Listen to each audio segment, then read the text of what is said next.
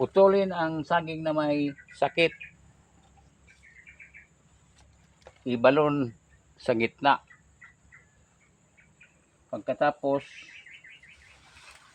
lagyan ng dahon ng madridi kakao. Ito ang gamot sa sakit ng mga saging. Hayaan na mabubulok siya doon dahil yung puno ng saging ay merong tubig.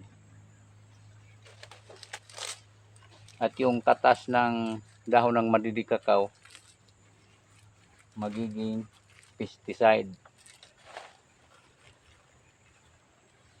Dahil itong dahon ng madridi kakao ay maganda sa